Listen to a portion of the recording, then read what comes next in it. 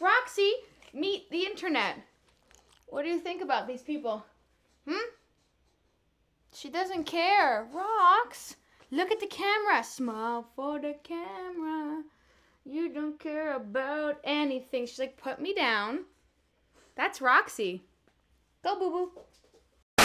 Hello everyone and welcome back to my channel. So today's video, I have a foundation review for you guys. I haven't done one of these in a while on my channel, and I'm really excited about this one. So everyone's talking about the new Giorgio Armani Power Fabric Foundation. It looks like this, and I think a lot of people have been loving it.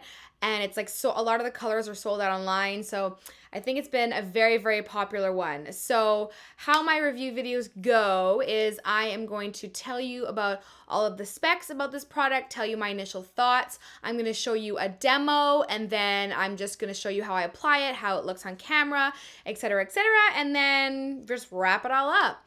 So yeah, if you want to see exactly what I think about the new Giorgio Armani Power Fabric Foundation, then just keep watching. To go over some of the specs, this is $70 Canadian, and you get 1 fluid ounce. I think it is $64 US. This does have SPF 25 in it, and it is the same bottle as the Luminous Silk. So this is the Giorgio Armani Luminous Silk, and this is the Power Fabric. The only difference is that the little G thing here is red, whereas on this one it is silver, but the exact same bottle, which is beautiful.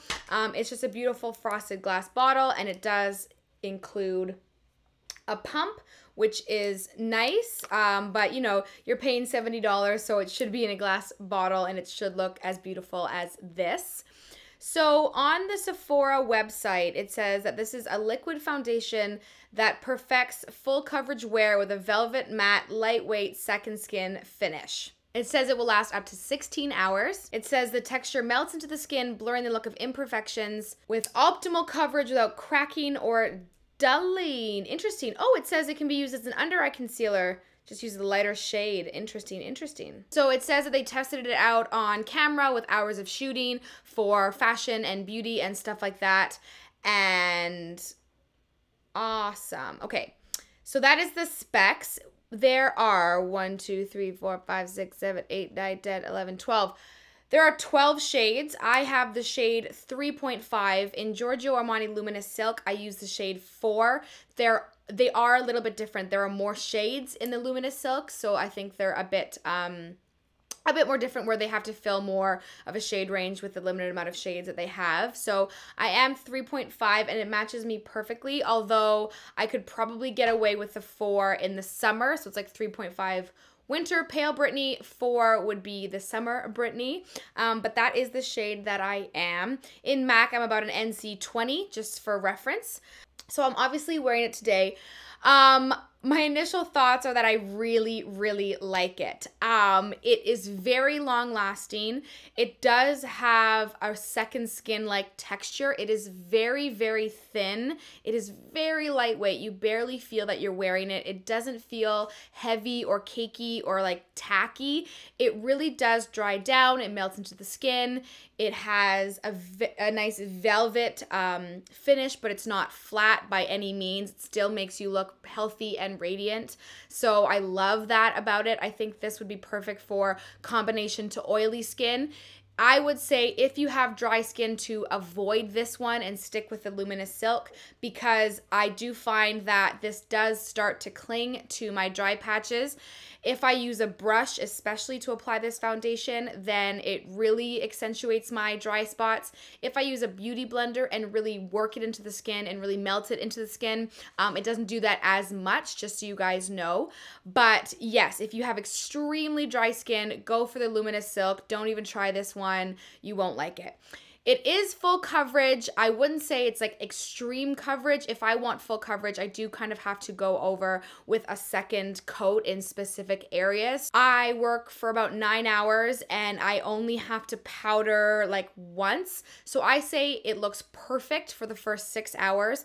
After 6 hours of like a full day, I do go in with a tiny little powder just in my T-zone because I do get a little bit oily throughout the day. So I just touch up around my nose, my chin, chin and my forehead.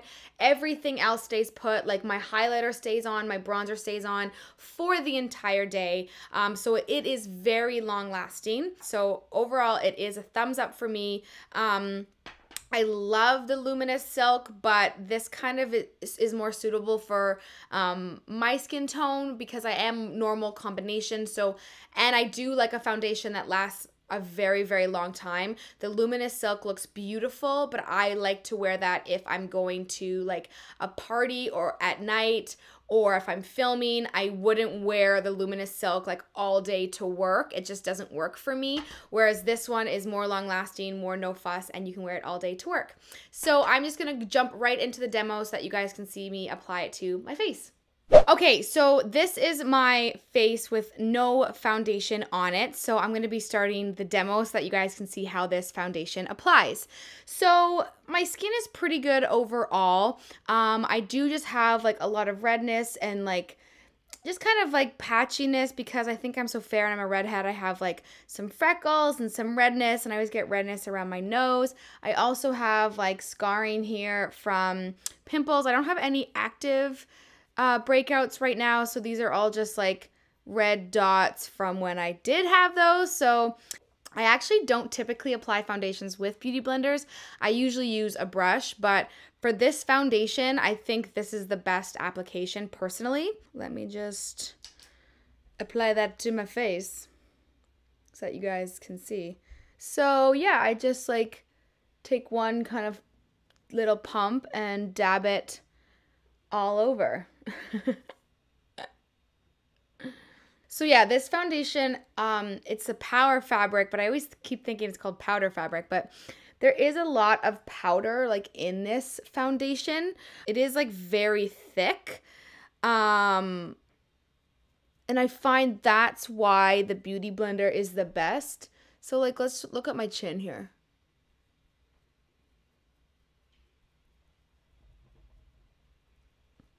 See, it pretty much like covers all of those spots just in like even with the beauty blender. But I like using the beauty blender because like I said, it thins it out a little bit. It really just like presses it into the skin, or else it can look a tiny bit powdery and like a tiny bit cakey. So that's pretty good, and that's like one pump. So I'm just gonna go in a little bit more. See, there's still a little bit there of these spots, so I'm just going to place a little bit more and then just a little bit more around my nose, like so. But it instantly evened out like all my redness, but I didn't really have a lot there. Oh, there's a pimple right there. Oh, get out of town. Okay, so this side has foundation, and this side does not. So there's still a redness. There's still some spots there, but it's pretty good. And if you can tell, it's a very natural look, especially with the beauty blender. It really just like melts into your skin. It's not completely matte, but it's not very glowy. It does just have like a nice soft radiance to it.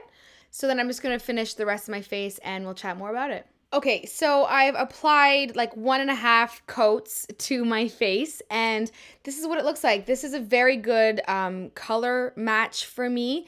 And I don't know if you can see, like it's really undetectable on the skin. It just kind of gives you this really beautiful, even, soft canvas without like building up or looking cakey or looking goopy or thick. So it's this cool texture where it's like very thin and it's like already dry immediately. And it just feels like you've already powdered your face. That's kind of like the best way I can describe it. It definitely dries down. It's really, really thin. You can't feel it. It looks very natural. Looks beautiful on camera. There is an SPF 25, but there's no flashback with this foundation. But yeah, other than that, it blended out very, very nicely, and I think it looks gorgeous. I think it looks beautiful on camera, and even in person, it's practically undetectable. It really just melts into the skin, especially when you use a beauty blender. So yeah, I am now going to put on the rest of my makeup so you can see, and I will tell you my final thoughts. Okay, so I have the rest of my makeup on. I use the NARS Radiant Creamy Concealer under my eyes and the Laura Mercier Translucent Setting Powder. I don't set the rest of my face when I wear this foundation. You don't need to.